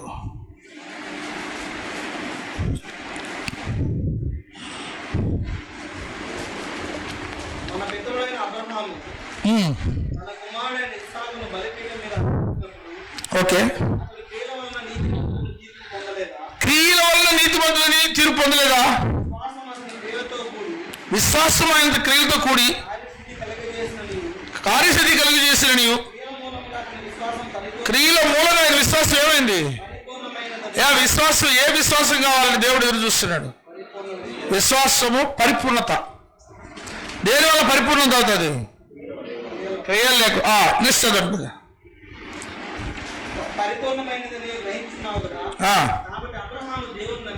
అబ్రహాము ఎవడు నమ్మాడు? ఓకే. అది అతనికి ఏమించబడింది? నీతిగా ఎంచబడింది. సో అతనికి ఇచ్చిన టైటిల్ ఏంటి? దేవునికే స్నేహితుడా. ప్రపంచంలో ఎవరి విషయాలైనా మరుగు పెడతారే కానీ ఎవరికి తెలియకుండా ఏ విషయం ఉండదు. బిడ్డల విషయాలు తల్లిదండ్రులు కొన్ని దాచిపెట్టవచ్చు, దాచిపెట్టకపోవచ్చు, ఓపెన్ గుండెలు ఉండొచ్చు, లేకపోవచ్చు. కానీ ఎవరికి ఏ విషయం దాచిపెట్టరు? స్నేహితులు, బెస్ట్ ఫ్రెండ్. మన దాంట్లో 2 రకాల ఫ్రెండ్లు ఉన్నారు. మళ్ళా బెస్ట్ ఫ్రెండ్కి అన్నీ చెప్పేస్తారు, తన పర్సనల్ అంతా చెప్పేసి తన బాధలంతా కొంతవరకు రిలీఫ్ అవుతారు. బాధలు ఎప్పుడు రిలీఫ్ అవుతుంది? కొంతగా ఎదుటివాడికి చెప్పేస్తే రిలీఫ్ అవుతారు. అబ్రహాం ఎంత గొప్ప ఫ్రెండ్ అంటే, సుగమగా టార్గెట్ చేయబోతున్నాను నేను, టార్గెట్ అయిపోయిన తర్వాత మళ్ళీ నాకు ఒక మాట అయినా చెప్పేవా ఫ్రెండా అని ఎవరు అడగొచ్చు? అబ్రహాంని ఎవరు అడగొచ్చు? దేవుడు అడగొచ్చు. ఓ ఫ్రెండా, ఒక మాట అయినా చెప్పకుండా రాత్రి నువ్వేం చేసినావు? సొదొమ కాల్ చేసి ఒక్క మాట చెప్పుంటే, మా ఓడున్నాడు అక్కడ అన్న కొడుకా, మా అన్న కొడుకున్నాడు కదా, నాకు ఒక మాట చెప్పుంటే నేను ఆయనకి ఏదైనా అరేంజ్మెంట్ చేసుకుంటా, రాత్రికి మన రాజేష్ గారిని కారు పంపించి ఫ్యామిలీ అంతా షిఫ్ట్ చేసి ఉంటాం కదా అని అనుకుంటాడేమో అని, అబ్రహాం ఏమని అనుకుంటాడేమో అని దేవుడు ముందుగానే అబ్రహాయా నేను రేపు టార్గెట్ పెట్టాను. ఎవరు? సొదొమ టార్గెట్ చేస్తున్నా. ఆ సొదొమ అనడమే వెంటనే, అయ్యా ఎందుకు అక్కడ ఒక 50 మంది వదిలేస్తావా, డైరెక్ట్గా వచ్చేవచ్చు కదా పాయింట్కి. ఏమని? మా అన్న కొడుకున్నాడు వదిలేసి అని చెప్పచ్చు కదా. వేరపాడుతున్నాడు నీతి మంత్రులు 50, 40, 35, 30, 20, 10 మరి చీప్గా 5 మంది అడిగితే బాగుంటుందని వదిలేశాడు. సరే, దేవుడు తను ప్రేమించేవాడిని మేలు కలిగిన సమస్య ఇది ఎవరికి తెలియకపోవచ్చు? అబ్రహాం తెలియకపోవచ్చు. అబ్రహామును బట్టి ఎవరు విడిపించాడంటే ఇక్కడ అంటే ఎంత ఫ్రెండ్ చూడు. అబ్రహామును బట్టి రాయబడింది అక్కడ. ఒకసారి చూడండి, ఆదికాండం స్పీడ్గా, మన టైం అయిపోతుంది. 18వ అధ్యాయం, 18వ అధ్యాయమా కాదనుకుంటా, 19వ అధ్యాయం అనుకుంటా. ఓకే, 19వ అధ్యాయం 29వ వచనం చదవండి. దేవుడు మైదానము పట్టణము పాడు చేసినప్పుడు దేవుడు అబ్రహామును జ్ఞాపకం చేసుకుని లోతు కాపురముల పట్టణములను నాశనం చేసినప్పుడు ఆ నాశనముల మధ్యను లోతు నశించకుండా ఎవరిని జ్ఞాపకం చేసుకొని? అబ్రహాము దేవుని జ్ఞాపకాల్లో ఉన్నాడు. అబ్రహాము తీసుకుపోయాడు పోతూ గమనకుండా. ఎవరా? సారీ, లోతును తీసుకుపోయాడు పోతూ. ఎవరు తీసుకుపోయింది లోతుని? బయలుదేరమంది ఎవరిని? పోతూ వాడిని ఇక్కడ తీసుకుపోయాడు. పోనీలే, డాడీ లేదు కదా, మనమే చూడాలి, మనం పెంచాలి కదా అని తీసుకుపోయాడు. ఓకే, వాళ్ళ దాసుల మధ్యన గొడవలు వచ్చినాయి. గొర్రెలు విసిరించినప్పుడు డబ్బు పెరిగి కొద్ది ఏమొస్తుంది? ఖచ్చితంగా గొడవలు వస్తుంది. మన స్టేట్ ఎలక్షన్ అయినా అంతే. రేపు ఒకవేళ ఈ పార్టీ వస్తే ఈ సీట్ల విషయంలో వాళ్ళకి ఏం రావచ్చు, మినిస్ట్రీ పోస్టుల విషయంలో గొడవలు రావచ్చు. సో అప్పుడు అబ్రహాం బ్రాడ్ వ్యూ కాబట్టి, విశాల హృదయం కాబట్టి ఒక పెద్ద కొండ మీద నిలబడి, చూసుకో నువ్వు నాకు అన్న కొడుకువి, నా కొడుకువే, మనం బాగున్నాం. మన దాసీలను బట్టి, మనం వీళ్ళ కాపులను బట్టి మనకు గొడవలు రాకూడదు. చూడు, నువ్వు ఒక పక్క పో, నేను ఒక పక్క పోతాను, ఇద్దరు దేవుడు ఆశ్రయిస్తాడు అని చెప్పినప్పుడు ఈయన దేని చూశాడు? పచ్చగా కలరింగ్ చూశాడు. ఏది ఆ కలరింగ్ ఉండే మైదానం? ఏది? సుధమ కోరుకుంటున్నాడు. కలర్గా ఉంది, మెరిసేవన్నీ ఏం కాదు, బంగారు కాదన్న విషయం ఎవరు తెలియదు, లోతుకి తెలియదు. అప్పుడు పాయింట్లు దిగితే తప్ప తెలుస్తుంది అక్కడ.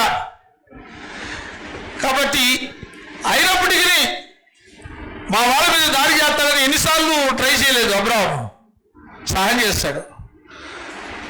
సో మనం నేర్చుకోవాల్సింది అబ్రాహాములో ఎంత విశ్వాసము, విశ్వాసంలో ఎంత అనుభవ జ్ఞానం, పరిపూర్ణ విశ్వాసానికి క్రియలు ఎంత అవసరం. ఇది మన జీవితాల్లో కూడా అది ఒక దృష్టాంతముగా ఉంది.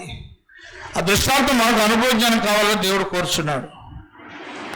సో ఆయన ఎంత హ్యాండ్సమ్ అయినప్పటికీ విశ్వాసం కోసం ఎలా నివసించాడో ఒక అనుభవ జ్ఞానం చూడండి. హెబ్రీ 11:8-9 చూడండి. హెబ్రీ 11:8-9 చూడండి.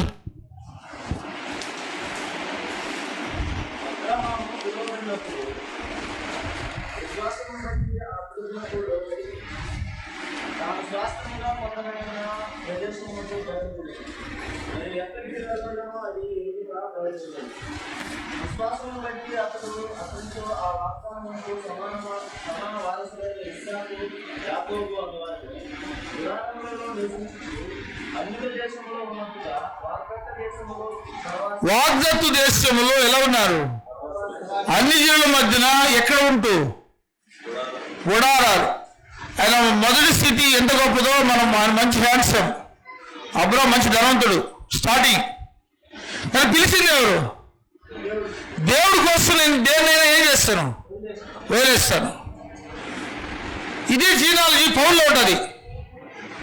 క్రీస్తును కూర్చుని అతి శ్రేష్టమైన జ్ఞానము సంపాదించుకున్న నిమిత్తం లేని సమస్యను నష్టంగా అబ్రాహాం నష్టంగా ఇచ్చుకున్నాడు. అది ఆయన అనుభవ జ్ఞానం.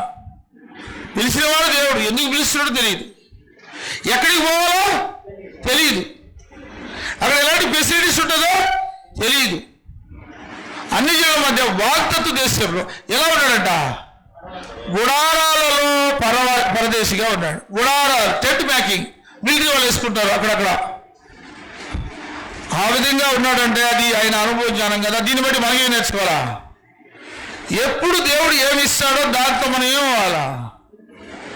పౌలు చెప్పినాడు, ఫిలిప్పీ పత్రిక మీద మీకు మంచి కమాండ్ ఉంది. ఏ స్థితిలో ఉన్నా ఆ స్థితిలో ఏం చేయాలంటాడు? ఏం నేర్చుకోమంటాడు? పత్రికలు చదివేది కిసుకేనా మీరు? మనము ఏ స్థితిలో ఉన్న ఆ స్థితిలో ఏమి నేర్చుకోవాలన్నాడు పౌలు.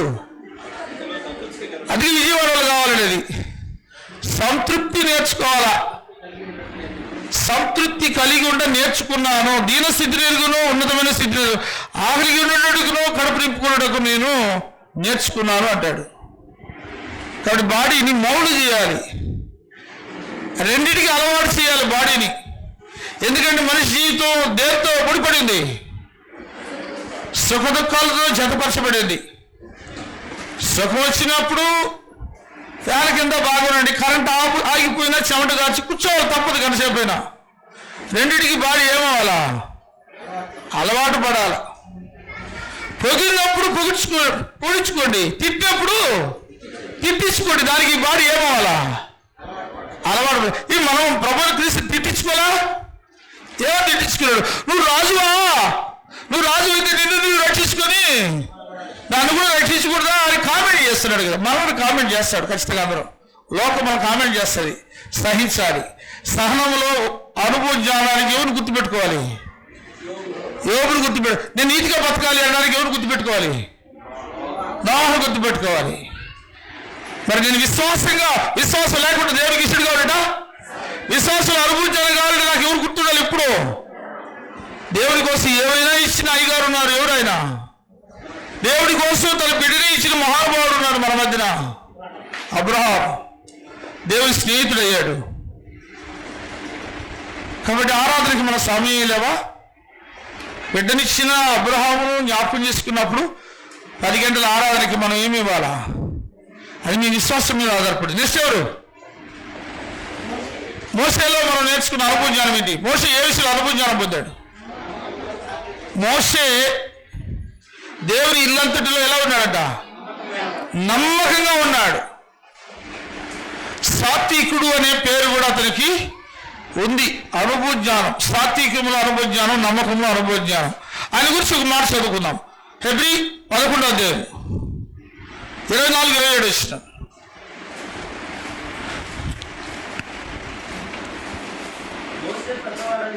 మోసే పెద్దవాడైనప్పుడు విశ్వాసమును బట్టి ఐగుప్తు ధనము కంటే క్రీస్తు విషయమైన నింద గొప్ప భాగ్యమని ఎంచుకొని అల్పకాల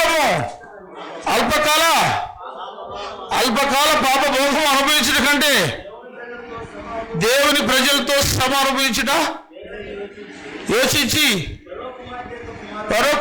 పరోరాజు యొక్క కుమార్తె అనిపించుకున్నట్టు కంటే ఒప్పుకోలేదు.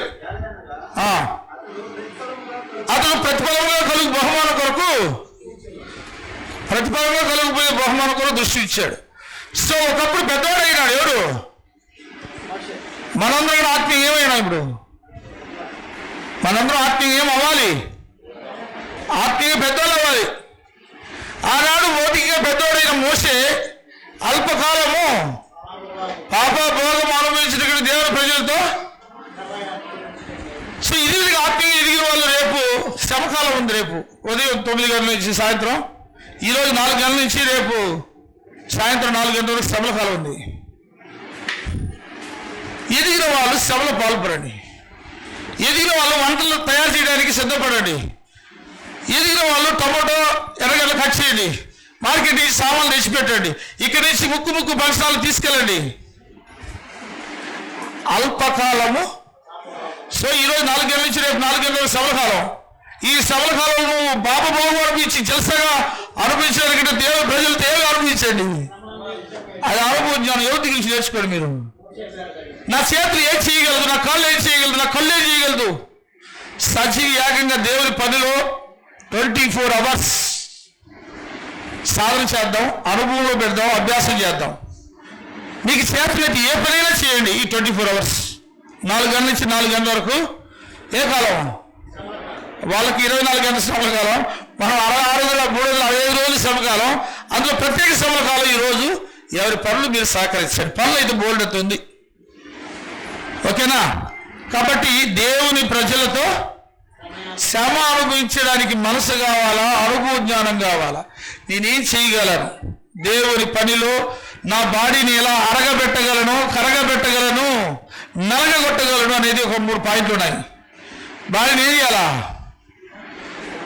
అరగబెట్టాలా, కరగదీయాలా, నలగొట్టాలా? అడుగుట, కరుగుట, నలుగుట. ఇది నా డైలాగ్ కాదు, బైబిల్లో ఉన్న పాయింట్లు. వాళ్ళు అంటాడు అందరికీ చెప్పేసిన తర్వాత నేనేమో భ్రష్టుడైపోయింది, నన్ను నేను ఏం చేసుకుంటాను? నలగొట్టండి.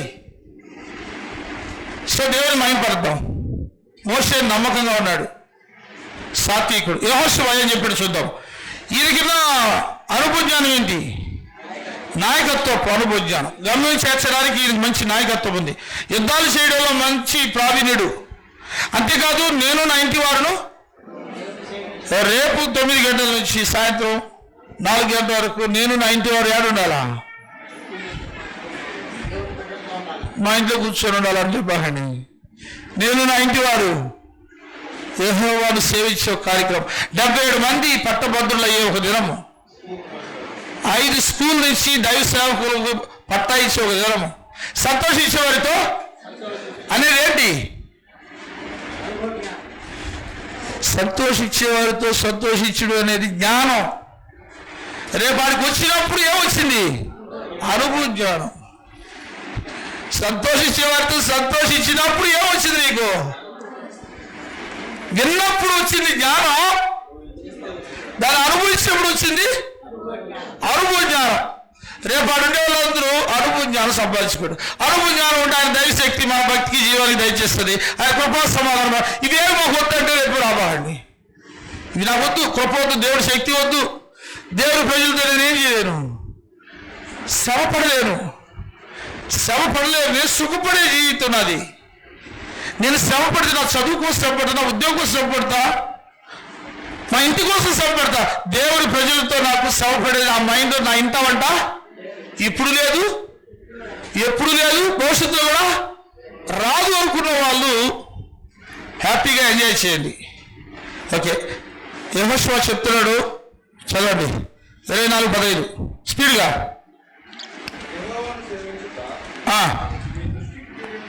కాబట్టి రేపు 9 గంటలు, ఈరోజు 4 గంటల నుంచి రేపు 4 గంటల వరకు శ్రమపడడం మీకు కీడని తోచిన యెడల మీరు 24 గంటలు ఏం చేస్తారో చేసుకోండి. అర్థంలో ఉన్న మీ పితృ దేవతను సేవిస్తారు. అమోరీయుల దేశంలో అంటే ఇక్కడ ఏదో 2 దేవతలు అలా సింబల్ ఉంది. ఆ దేవతలు ఏంటి? మీ హృదయంలో ఈ రోజు 4 గంటల నుంచి రేపు 4 గంటలు ఏ దేవత కూర్చున్నాడో ఆ దేవతను పూజిస్తారో పూజించండి. ఇక నేను మాత్రం ఏం చేయాలి? ఈరోజు యెహోషువ లాగా నేను నా ఇంటి వారును యెహోవాను సేవించను. చూద్దాం, నేను ఒకడేనా? బర్నబా గారు ఒకడేనా? కాళాస్తిలో సాలమన్ బ్రదర్ ఒకడేనా? ఇంకా రాజేష్ ఒకడేనా? తేజ్ కుమార్ ఒకడేనా? బ్రదర్, మీ మాట అన్నిటిని రేపు ఉచితంగా ఇవ్వండి. మీ ఆటో ఉంటే ఉచితంగా ట్రాన్స్ఫర్ చేయండి. రేపు డబ్బు తీసుకోవద్దు ఎవరికి, ఓకేనా? అన్ని ఫ్రీగా చేయండి. రేపు వంట చేయడానికి ఫ్రీగా ఇద్దరు వచ్చారు. 600,000 మాట్లాడిన ఒక దగ్గర నేను, వాళ్ళు 8,000 చెప్పారు. 600 ఫ్రీ అన్నాడు ఆయన. రేపు యూజే ప్రసాద్ గారు ఏంటి, ఆటో ఫ్రీ, ఉదయం సాయంత్రం డీజిల్ కూడా ఫ్రీ. కరగ పెడతాడు, నల్ల కొడతాడు, అరగ పెడతాడు. దేన్ని? ఆటోని. కాబట్టి రేపు ఎంసీ కారు ఫ్రీ, అందులో వేసుకు పెట్రోల్ కూడా ఫ్రీ, అన్ని ఫ్రీ రేపంతా. కాబట్టి దేవుని మహిమపరిచే దినము. అంతమంది సేవకుల మధ్యన మన మధ్యన కొన్ని వేల కిలోమీటర్లు ప్రయాణం చేసి వస్తున్నాడు దానివల్ల గారు చేసిన కేతి. మన కోసం మనకేమైనా బంధువులు? మన మేమ, మన పెద్ద చిన్న ఆయన ఏ బంధువు లేదు. మనకున్నది ఆత్మీయ బంధువు, జీవ బంధువు ఒకటే. ఇంత బంధువుతో మనం ప్రేమిస్తూ లక్షలు ఖర్చు పెడుతూ 12 స్కూల్ ఇచ్చి ఇంకా ఒక 11 స్కూల్ ఇవ్వడానికి రెడీ అయిపోయాడంటే ఏముందని మనలో? ఇవన్నీ ఉన్నాయి కాబట్టి మన క్రీస్తు సంఘం, మనం విశ్వాసంగా ఉన్నాం, నీతిగా ఉన్నాం, యెహోషువని ఆరాధిస్తున్నాం దేవుణ్ణి. మనం మన కుటుంబాలు అందరూ ఇక్కడ చేరొచ్చిన వాళ్ళందరం. సో ఇంతగా దేవుడు మనం ప్రేమిస్తున్నాడు. యెహోషువ అయిపోయింది. ఎవడు ఏం చేసినా ఏం చేయాలి? తేజ మనం రేపు ఏం చేయాలా? అది పూజ చేయలేదు. ఎందుకంటే చదవండి లాస్ట్ పాయింట్. ఎవరు పూజించినా కోరుకోండి. మీరు ఛాయిస్, మనకి ఇచ్చాడు ఛాయిస్ ఈరోజు. నేను ఎవరిని, మీరు ఎవరిని సేవింపు కోరుకున్నాను? నేను నా ఇంటి వారును. కాబట్టి నేను నా ఇంటి వారును. మరి స్నేహలత కూడా అనుకునింది. నేను ఖచ్చితంగా రేపు పిల్లలు మనసు అనుకుంటా ఉంది ఇప్పుడే, నేను నా ఇంటి అయినా రేపు ఏడున్నారా ముక్కు ఫంక్షన్ హాల్లో ఉండాలి అని పునః అనుకుంటున్నారు వాళ్ళు. కాబట్టి దేవుడు అందరికి ఇచ్చిన అవకాశాన్ని ఉపయోగించుకుందాం. మనం ఎన్నో దినాలు ఎన్నో కార్యక్రమాలకి సమయాన్ని ఖర్చు పెడతాం. ఒకవేళ అలాంటి సందర్భం దేవుడు మనకిచ్చాడు. 10 మందికి సేవ చేసే ఏర్పాటు. ఇక్కడ అందరికీ అక్కడ పెద్ద ఏర్పాటు ఏముండవు. అన్ని కష్టపడే పరిస్థితి ఉంటుంది. వాక్యం చెప్పే పరిస్థితులు, సర్టిఫికెట్ తీసుకున్న వాళ్ళు అభినందించే పరిస్థితులు తప్ప ఇంకేవేరే ఏముండదు అక్కడ. ఓకేనా? నెక్స్ట్ 6వ దేవుడు. ఇంకా దావీదుని గురించి చెప్పాల్సిన అవసరమే లేదు. ఆయన ఎలాంటి క్యాండిడేట్? పొట్టోడైనా గట్టాడు. అపోస్తలుల 13:22. అపోస్తలుల 13. ఈ రోజు నుంచి మనం నేర్చుకునే అనుభవం జ్ఞానం ఏంటి?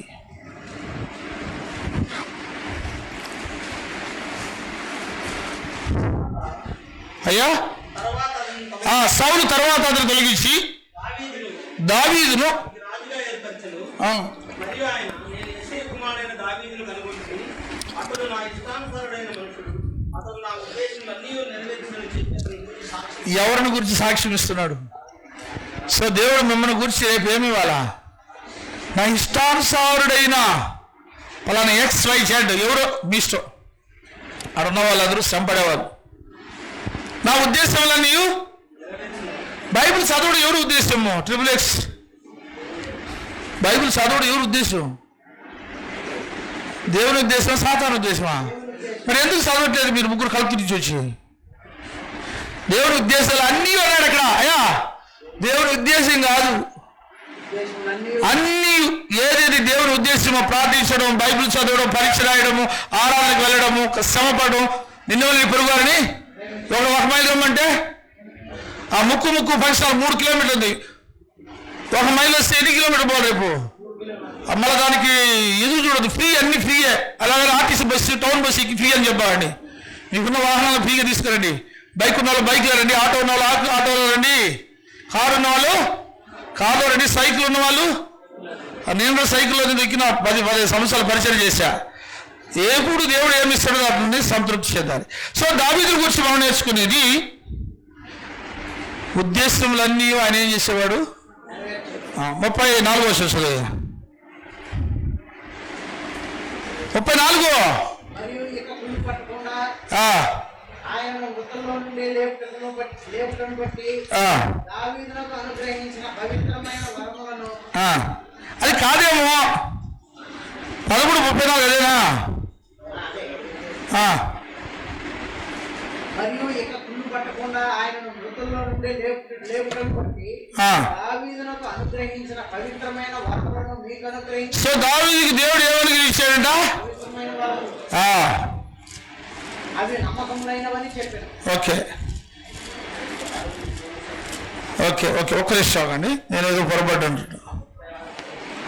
36వ వచనం, క్షమించండి. దావీదు దేవుని సంకల్పం చొప్పున తన తరము వారికి సేవ చేసి నిద్రించి చాలు. దావీదు ఏం చేశాడు? దావీదు అనుభవం ఏంటి మనకి ఈరోజు? తన తరం వారికి ఎలా?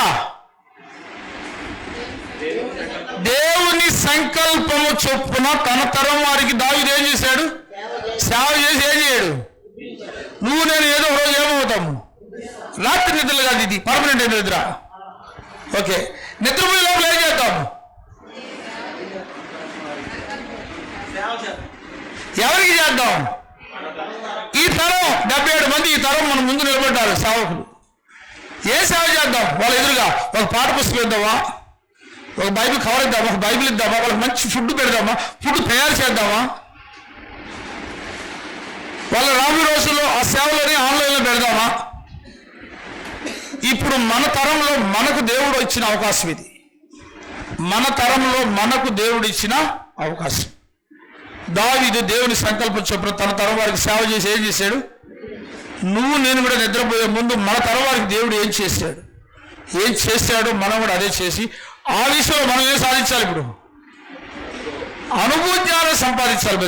ముఖ్యంగా దావీదు లైఫ్లో ప్రాక్టికల్ పర్సనల్ లైఫ్లో ఆలోచిస్తే 3 విషయాలు కనబడుతుంది. ఏంటది? వాక్యాన్ని దివారాత్రులు దాన్ని ధ్యానించేవాడు. ఆయన ధ్యానించుకుంటే మనకు ఎప్పుడు ఆయన ధ్యానించేవాడు. అది ఓకే, గొర్రెలు మేపినప్పుడు ధ్యానించాడు. రాజుగా సింహాసనం ఉన్నప్పుడు నాకు టైం లేదని చెప్పలేదు ఆయన. నెక్స్ట్, గొర్రెలు మేపేటప్పుడు ప్రార్థించేవాడు. రాజుగా ఉన్నప్పుడు రోజుకు 3 మారు ప్రార్థన చేసేవాడు. ముఖ్యమంత్రికి, ప్రధానమంత్రికి టైం ఉంటుందా ప్రార్థన చేసేదానికి? కానీ ఎవరికి టైం ఉంది? దావీదుకి టైం ఉంది. అది మనం అనుభవ జ్ఞానం నేర్చుకోవాల్సింది. నేను బిజీగా ఉన్నాను, నేను ఆ బిజీ, ఆ డ్యూటీ, ఈ డ్యూటీ ఉంటే లోక సంబంధమైన విషయాల మీద మనము అన్ని ఆన్లైన్లో పెట్టినట్టు దేవుని కార్యాలు, ప్రార్థించే విషయంలో, బైబిల్ చదివే విషయంలో దావీదు వలె అనుభవ జ్ఞానము సంపాదించు. 3వది సేవ చేయడమయ్యా. తన తరం వారికి ఏం చేశాడు? సేవ చేయడం అంటే ఆకలి ఉన్న వారికి అన్నము, బట్టలు, దప్పికలు, దాహం, విధవలను, దిక్కులేని వాళ్ళు, ఇలాంటి వాళ్ళకి ఏం చేశాడు ఆయన? సేవ చేసే ఒక అవకాశం. ఇది అనుభవ జ్ఞానం. లాస్ట్ పాయింట్ చూసి ముగించు. లాస్ట్ పాయింట్ ఓకే, దావీదు. ఈ విధంగా ఎంతమంది చూసాం మనం ఈరోజు? 6 మందినా? 7 మంది. హేబేల్లో శ్రేష్టమైన బలి, నోహలో నీతి అనుభవ జ్ఞానం, విశ్వాసంలో అబ్రాహాములో విశ్వాసాలను గురించిన అనుభవ జ్ఞానము, మోషేలో నమ్మకము సాత్వికాన్ని గురించిన అనుభవ జ్ఞానము, యెహోషువలో దేవుని సేవించే అనుభవ జ్ఞానము, దావీదులో దేవుని ఉద్దేశాలన్నీ నెరవేర్చిన అనుభవ జ్ఞానం. అక్కడ అనుభవ జ్ఞానంతో మాదిరిగా ఉన్న వారిని మనం ఏం చేద్దాము? గురిపెట్టి క్రైస్తవ జీవితాన్ని ఏం చేద్దాము? అందుకే హెబ్రీ 11:1-2 ఒకరు, ఫిలిప్పీ 3:17 చదివేస్తే మనం ముగించుకున్నాం. హెబ్రీ 12:1-2. ఇంత గొప్ప సాక్షి సమూహం అంటే అర్థం ఏంటంటే, అయ్యా 11వ అధ్యాయంలో హేబేలు మొదలుకొని అనేక మంది ఉదాహరణ చెప్తాడే, దృష్టాంతాలు చెప్పాడే ఉదాహరణ. అది మనకేంగా ఉంది ఈరోజు? సాక్ష్య సమూహము మేఘం వలె మనలను ఆవరించినందున మనం కూడా ప్రతి భారమును సులువుగా సిక్కులు బట్టి పాపమును విడిచిపెట్టి విశ్వాసంలోకి కట్టి దాన్ని కొనసాగించేవాడైనా యేసు వైపు చూచుచు మన ఎదురు వచ్చుకున్న పందెంలో మనం ఏం చేద్దాము? ఓపిగ్గా 4 గంటలకు బయలుదేరి రేపు ఉదయానికి 9 గంటల ఓపిగ్గా బయలుదేరి అని చేరుకుందాము. ముక్కు ఫంక్షన్ హాల్కి చేరుకుందాం ఓపిగ్గా. ఎవరిని చూస్తూ? విశ్వాసం కత్తి కొనసాగించండి. యేసు వైపు చూద్దాము. నెక్స్ట్ పౌలు గారు ఏం చెప్పారు? చివరికి చదివించుకున్నాం. ఫిలిప్పీ 3:17. సహోదరులారా, మీరు ఎవరిని పోలి నడుచుకోండి, నన్ను పోలి నడుచుకోండి. మేము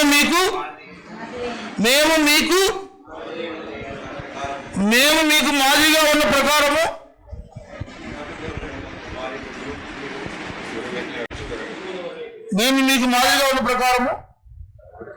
నడుచుకున్న వారిని గురిపెట్టి తిరుపతి క్రీస్తు సంఘము చేసే ప్రతి కార్యక్రమము కొన్ని సంఘాలకు మాదిరిగా ఉన్నాయి. వాళ్ళు మనం చూసి కూడా మనం కూడా ఇలా చేయాలి. అవునా కదయా? కలుతులు కొంతమంది వాళ్ళ సంఘంలో కొంతమంది కలెక్ట్ చేసి కొన్ని అకేషన్స్లో చీరలు పంచిన సందర్భాలు కూడా ఉన్నాయి. మాదిరిగా నడుచుకునే వారిని ఏం చేయాలి? మనము గురిపెట్టి చూడాలి. అప్పుడే మనం అనుభవ జ్ఞానంలో ఉన్నట్టు, దేవుని శక్తి మనకు మన కుటుంబాలకు ఉన్నట్టు, దేవుని కృపా సమాధానములు నీ వ్యక్తిగత కుటుంబ సంఘ జీవితానికి ఉంటుంది. కాబట్టి మనమందరం ఏ జ్ఞానంలో ఎదుగుదాము? చెప్పబడిన 7 అనుభవ జ్ఞానాలను విన్న మీరు జ్ఞానం సంపాదించుకుంటే నేను అనుభవానికి పెట్టాలని మిమ్మల్ని ప్రేమతో కోరుకుంటూ, నన్ను నేను కూడా హెచ్చరించుకుంటూ, ఇచ్చిన అవకాశాన్ని బట్టి మరి వదనాలతో ముగించుకుంటూ